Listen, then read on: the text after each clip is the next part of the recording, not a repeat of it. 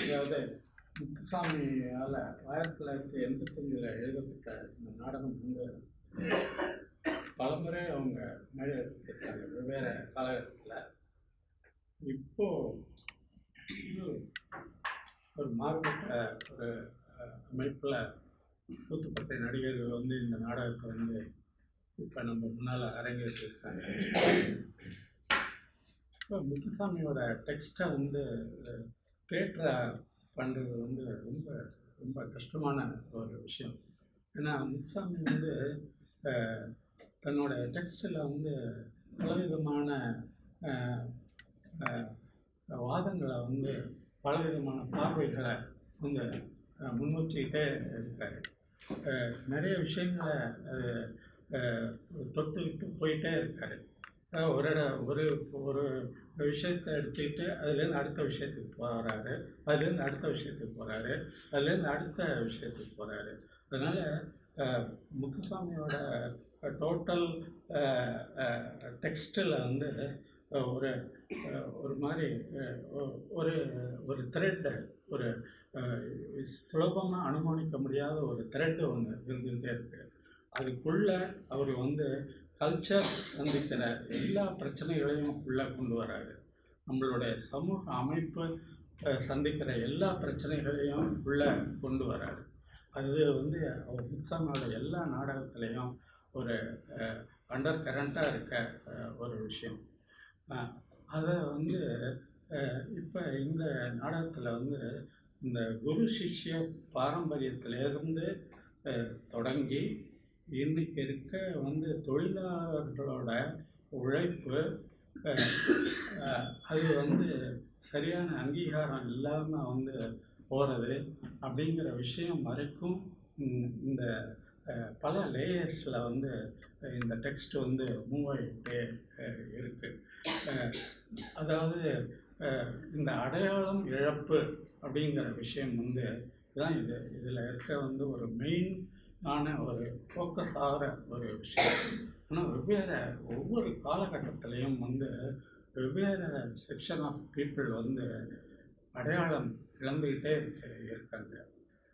அந்த குரு சிஷ்ய பாரம்பரியத்திலேருந்து ஒருத்தன் வந்து ஒரு சிஷ்யன் வந்து குருவுக்கு மிஞ்சிய சிஷ்யனாக இருக்கான்.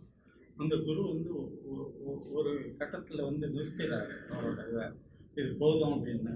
ஆனால் அந்த குருவை மிஞ்சின ஒரு சிஷ்யன் இருந்துகிட்டு இருக்கான். அதே மாதிரி ஆட்டு மந்தையில் வந்து அந்த கசாப்பு கடையிலேருந்து தப்பிச்ச ஒரு ஆடு இருந்துக்கிட்டே இருக்கு.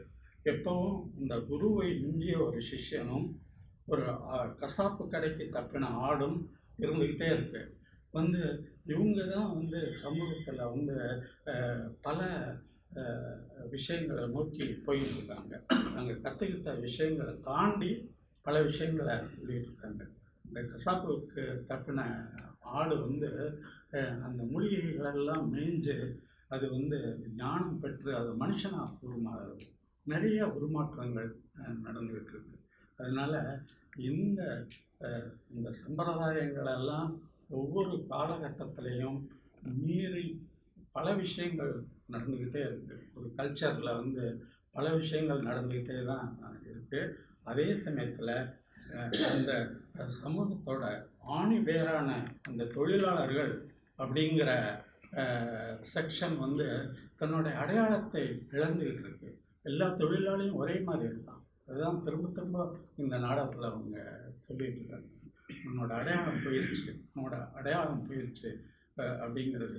இன்றைக்கி தொழிலாளியோடு கஷ்டப்பட்டு உழைச்ச அவன் தார் ரோடு போடுறான். அந்த ரோட்டை பயன்படுத்துகிறவங்க வந்து மேல்நிலைக்கு வந்துடுறாங்க. ஆனால் தொழிலாளி அதே நிலையில் இருக்கான். அதே மாதிரி மின்சார தொழிலாளர்கள் வந்து அவங்க கஷ்டப்பட்டு மின்சாரத்தை வந்து சமூகத்துக்கு வந்து பாசிபிள் ஆக்குறாங்க. ஆனால் அவங்களோட வாழ்க்கை மாறுறதில்லை. வந்து அதனால தான் வந்து அந்த கடைசியில் தொழிலாளி நானும் சிரஞ்சீவி அப்படின்னு சொல்லிகிட்டே போகிறான். அது வந்து ஒரு டிஸ்டர்ப் பண்ணுற ஒரு உண்மை. அது ஒரு கசப்பான ஒரு உண்மை.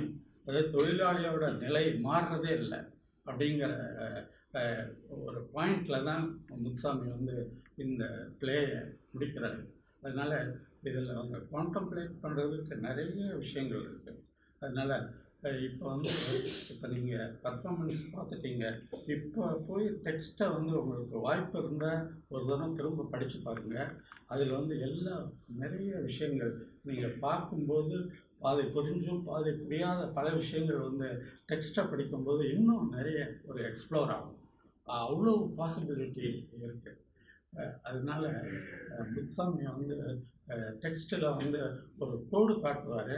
அதை நடிகர்கள் தான் அதை எடுத்துக்கிட்டு அதை எல்லாரும் பண்ணணும். இப்போ இந்த நாடகத்தில் இவ்வளோ ஒரு டஃப்பான ஒரு டெக்ஸ்ட்டை இந்த நடிகர்கள் ரொம்ப சிறப்பாக உள்வாங்கி அதை அதுக்கு ஒரு விஷுவல் ஃபார்ம் கொடுத்துருக்காங்க. ரொம்ப சுலபம் கிடையாது. இது ஒரு ஈஸியாக ஒரு ஒரு டெக்ஸ்ட்டை அப்படியே ப்ரெசன்ட் பண்ணுற விஷயம் கிடையாது. டெக்ஸ்ட்டை முதல்ல நல்லா புரிஞ்சிக்க வேண்டியிருக்கு. டெக்ஸ்ட்டுக்குள்ளே இருக்க ஆழ்ந்த விஷயங்களை அவங்க நல்லா ரிசீவ் பண்ணிக்க வேண்டியிருக்கு. அதுக்கு தகுந்த ஒரு விஷுவல் ஃபார்மை அவங்க க்ரியேட் பண்ண வேண்டியிருக்கு. அதனால் இவ்வளோ டயலாக்ஸையும் ரொம்ப சிறப்பாக புரிஞ்சுக்கிட்டு அதற்கு விஷுவல் ஃபார்ம் கொடுத்த இந்த நடிகர்களை நான் ரொம்ப பாராட்டுறேன். இந்த நடிகர்கள் எல்லாரும் முத்துசாமியோட நாடகங்களில் இன்னொரு சிறப்பான விஷயம் என்னென்னா, நாடகத்தில் மெயின் பாத்திரம் மட்டும் முக்கியம் இல்லை. சின்ன சின்ன அந்த ஃப்ரிஞ்ச் ரோல்ஸ் பண்ணுறவங்க கூட ரொம்ப முக்கியமானவங்க. இப்போ இதில் இந்த வண்டியை தள்ளிட்டு வர மின்சார இதை தள்ளிட்டு வர அந்த தொழிலாளிகளுக்கும் ஒரு ரோல் இருக்குது. அவங்களும் அதனால் அந்த நடிகர்களும் முக்கியமானவர்களாக இருக்காங்க. அப்புறம் இந்த தார்ச்சாலை போடுற தொழிலாளி அவனோட பிளைட் ரொம்ப முக்கியமானது. அவனும் இதில் ஒரு இந்த நாடகத்தோட ஒரு முக்கியமான அங்கமாக இருக்கான். அதனால் இதில் ஒரு குரு சிஷ்யன் அதை அந்த பாரம்பரியத்திலேருந்து விடுபட்ட இன்னொரு சிஷ்யன் தொடர்ந்து வந்துக்கிட்டே இருக்கான்.